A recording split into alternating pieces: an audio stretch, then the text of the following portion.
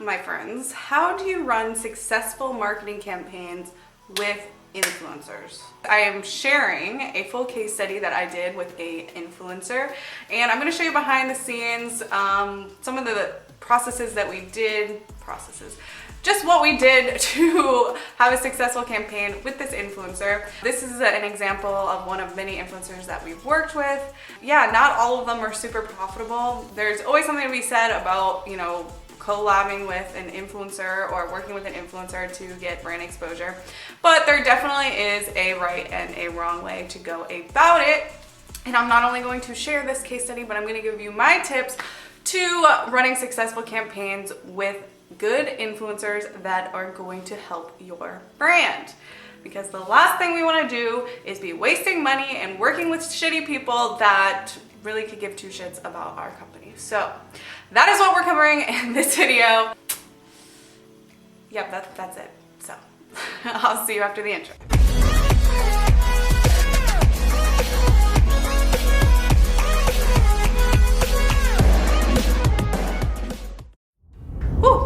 Alright guys, welcome back. My name is Hannah Gardner. If you're new to the channel, it's just me.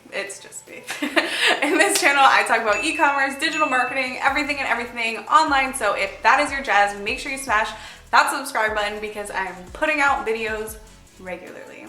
So this video is going to be comprised of 4 parts. Before we get into the actual results, we're going to talk about the background of the influencer that we worked with, followed by the actual results, and then we're going to talk about why we got those results, and finally I'm going to give my top tips on how to work with influencers.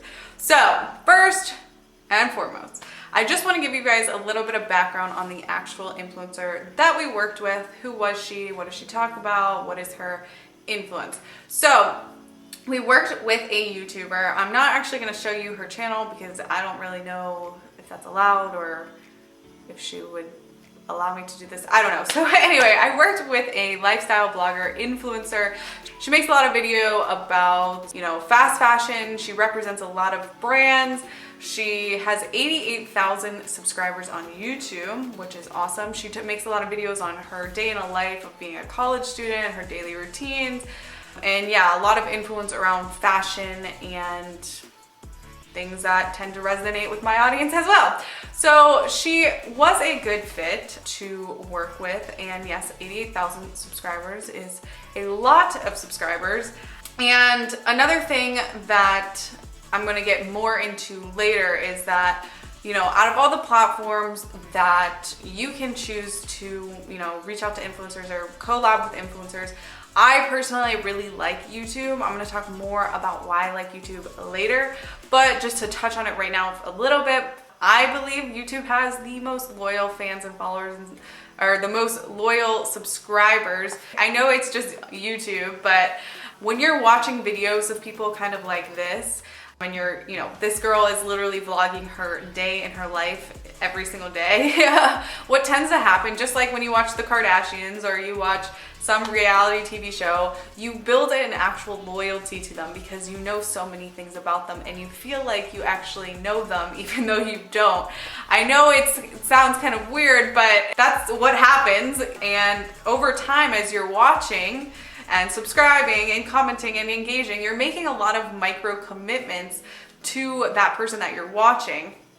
And so in turn, they tend to have very loyal fans or subscribers or whatever you want to call them, followers.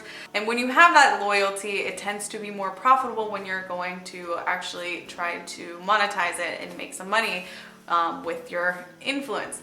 YouTube is a great platform because you have the ability to do that more so than Instagram or Snapchat or TikTok. I've never even been on TikTok, which I know I'm like way out of the loop and I need to.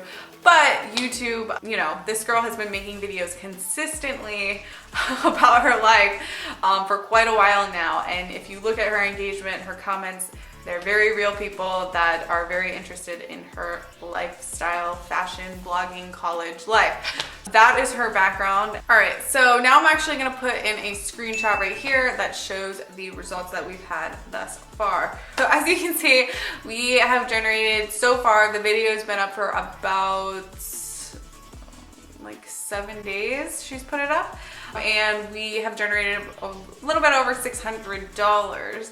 The beauty of YouTube is that once you put out a video, the video just exists on the internet and it just accumulates views and likes and comments and engagements from there. Maybe this video didn't, really get viral traction this month. In 3 months from now, maybe people are searching those keywords for a video like that. 3 months from now, maybe all of a sudden it takes off and it really just explodes. And once, we do the collab and it puts out, it's on there forever until she takes it down. So it has the ability to monetize, the products that she's promoting for me for many more months than just today. Whereas if you work with someone like on Instagram or something and you're paying them or you're giving them product to do a story or a post, again, that only lasts for 24 hours. Making a little bit over $600 was I'm pretty happy with it. I'm gonna explain now why we actually got those results. First of all, we touched on her platform a little bit for that. Yes, it's on YouTube, but with that being said, her demographics tend to resonate with the demographics of the people that I target as well. And this is really, really important. We'll talk about it more in my tips when you're vetting out who you want to work with. Now, $600 isn't a lot of money, but I'm happy with those numbers because I didn't pay her for a shout out. I've talked about this in previous videos. When you're first starting out, you're on a budget, you don't have a lot of money. I don't recommend you as a small business to just go out there and just pay for these influencer packages or whatever they're going to try to sell you for shout outs. And especially if you're in fast fashion as well, because influencers will come back with, hey, it's $500 for a shout out, or it's $600 for a 24-hour story post or something like that. Well, I don't recommend you do that unless they can actually prove to you that they've generated XYZ amount of money for an XYZ company that is similar to your brand, right? So if they can't actually show you real results or real testimonials or real numbers of the amount of money that they've generated for somebody that's similar to you, then I wouldn't recommend that you work with that influencer unless you just know that your product is a viral product and it's just going to monetize on anybody's platform. Then sure, go for it. But if you're on a budget like I was when I first started out, I would never pay for influencers unless they could provide that information to me. Even if they showed me their demographics were, in the same demographic range. The thing is, in fast fashion, a lot of people are just so desensitized to being sold to constantly by influencer marketing. Every influencer, even micro influencers, they're constantly pushing other people's products. So when you're watching, you're just so used to seeing these mini commercials that are, included in regular content nowadays that it tends not to monetize as well. So you just want to be very wary of that. YouTube and fast fashion and makeup tutorials, all those very fast fashion makeup, young girl type of trends. On YouTube, they tend to be a little bit of a younger audience, which isn't super beneficial as well because 13, 14-year-old girls usually don't have a bunch of money to spend on clothes, or they have to ask their mom. So there's kind of this barrier of entry of the products or the things that they can purchase. But because this girl, she has 88,000 subscribers, a lot of her videos are talking about a day in a life in college. So college kids tend to have a little bit more money. Again, they're not just rolling in the dough. But also, with that being said, if I had paid her about $500 for this shout out, and plus I gave her about $200 worth of free product. I did not pay her. I gave her free product. It was completely just an exchange. I gave her about $200 of free product. If I had given her that $200 of free product and paid her, I personally wouldn't have been happy with the results because yes, maybe, I would have been at a loss at that point after product cost, but it's up to you. It's up to you and what you want to get out of the campaign. I mean, if you want to just do it for the exposure and the cool content, that's fine. I'm looking to make money. I'm looking to be profitable. So if I had spent money paying her upfront, which I'm sure she gets sponsored by companies all the time that just throw money at her to talk about their products, I wouldn't have been happy with those results. So that's another key element of why we got the results we got. Also, we're able to do those results because what we actually had her do was promote a coupon that were exclusive to her subscribers. So they used a special code that got them 15% off. And again, that's how I was able to see that her code has been used the 12 times. That made $640. So yeah, that's a good way to work with influencers, is by doing, not just having them talk about your brand, but also, you know, give them a call to action, which is, if you'd like to buy, make sure you use this coupon code and you get XYZ amount off your purchase. You can also do different types of, you know, giveaways or something like that if they, you know, go sign up for your email list or subscribe to your chatbot or something, and in exchange they get, you know, a coupon code that gives them a certain percentage off. So those are just little ideas that you can do for your campaigns, but again, just for the sake of this video, that is what we did, and that's how we were able to track it. And lastly, again, we were able to get those numbers and make that amount of profit because of that I did not pay her upfront. We just strictly did an exchange. I'm giving you a free product for a shout out. She actually reached out to us. She, you know, loved the products that we had, so she was the one that wanted to do it, and then sent her everything that she picked out, and she was a fan of the product, which is really, really important, because you don't want somebody, you know, you don't want to work with somebody that doesn't actually like your product. And you can tell really fast when they do a shout out how much work or effort they actually put into promoting the product that you have. So lastly, we're going to talk about how to work with influencers and how I think it's best to work with influencers. As you dive into this, you might find new strategies that you prefer over mine. What I found that has worked for me in my store. So there's a few questions that you want to ask just when you start, like, you know, vetting influencers that are hitting you up to work with you, or when you're actually going out to the field and trying to find influencers. There's 4 main questions that you need to ask yourself, followed by asking them to make sure that they are a good fit. So the first question is, what is their platform? So what platform are they using to actually drive you traffic? Are they using TikTok? Are they using Instagram? Are they using YouTube? What kind of campaign while utilizing that platform? So do you want to do a story post? Do you want to just make an Instagram post? Do you want to actually do a shout out in a YouTube video?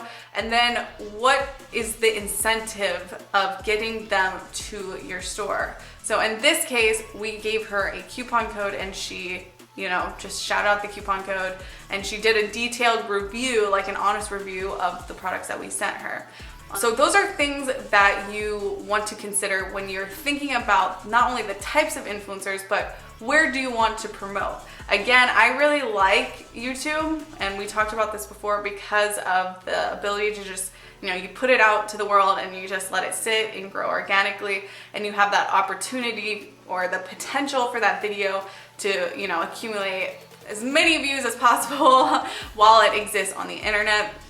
Instagram is also another great platform, or it's not any platform, TikTok even. You just want to make sure that you're instructing them to utilize their platform and utilizing that shout out as best as possible to make sure that there is a call to action in the sponsored post or in the shout out. There has to be a call to action, and what that call to action looks like versus like from YouTube versus Instagram versus TikTok is gonna be different based on the actual shout out and how they're doing the shout out. So make sure that you know, choose influencers on platforms that you personally like, that you personally use yourself, and then make sure that there's always that call to action that fits that platform to get them to your store to make purchases. So the next question that you want to ask is, what are their demographics? So I talk about this all the time. If you're selling bikinis and you find a bikini model that you want to rep your bikinis, that's great. Maybe you give her $400 worth of free bikinis to make some posts. Awesome. But if the demographics of her platform is 95% male dominated, that is not going to help your business. So before you just send her $400 worth of free product or pay her to make the shout out, make sure you're getting screenshots or getting proof of the demographics that they actually have. So, you know, when you're talking to them, hey love, you know, what are your demographics? Because these are my demographics. Do you think that we would be a good fit to work together? You can always, you know, try to get them on the phone, FaceTime them, actually talk to them, just to make sure that they're like a legit, honest person, and go from there. But again, it's very, very important that you get their demographics in alignment with your own demographics. Thirdly, you want to look at what their engagement is. So nowadays we have this like incredible way that we can like fake our subscribers, fake our followers. I don't know if TikTok you can get fake whatever their followers, but I know on Instagram and I know YouTube, some people can do some weird things where they figured out how to pay for followers, whether it's on a bot or they just, bought followers from one of those companies that are like all Indian subscribers. You want to make sure that you're checking their engagement. So if someone has 300,000, followers on Instagram and they're only getting 500 likes on a photo, that is a red flag, right? If they have 60,000 followers on Instagram and they only have 3 comments on a post, that is a red flag. So even if they had a lot of comments and a lot of likes on a post, look at the actual profiles of the people that are liking and commenting. If they look like fake accounts, if they look like they're all from, a third world country, again, that's not going to help your business. I can tell you more people than not have their accounts on bots, and sometimes bots work and sometimes you actually get the, intended demographic to follow you with bots, but it's just one of those weird gray areas where you really want to make sure that they have loyal followers, subscribers, and fans.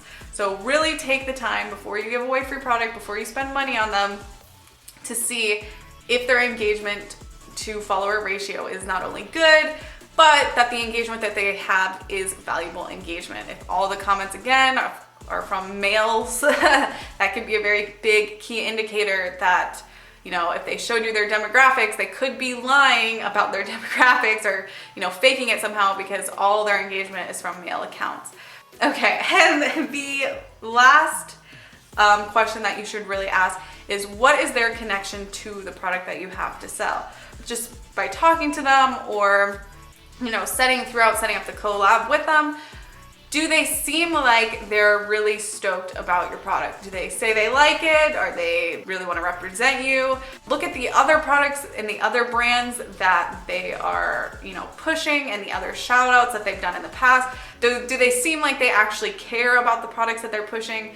Because some people will just promote any product to get paid or to get free stuff, but they don't actually care about the product. So just look at their past collabs and see not only the engagement and the types of comments that they get to see how engaged, their followers are with the products that they're pushing.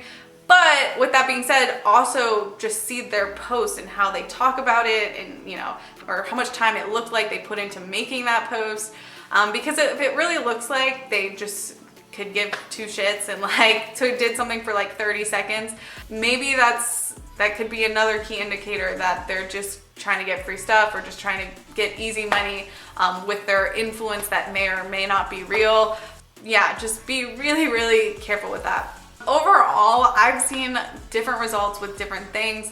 I've seen people that have 4 million followers that have blue check marks and charge $4,000 for a post, and then they go into collab with a company that has winning products, but then they don't even make $4,000 back. Or vice versa, I've seen people that have 50,000 followers, 10x whatever the person spent to do the shout out, or 10x whatever it costs them to send them free product. So it's just one of those things that you have to just start doing and start testing.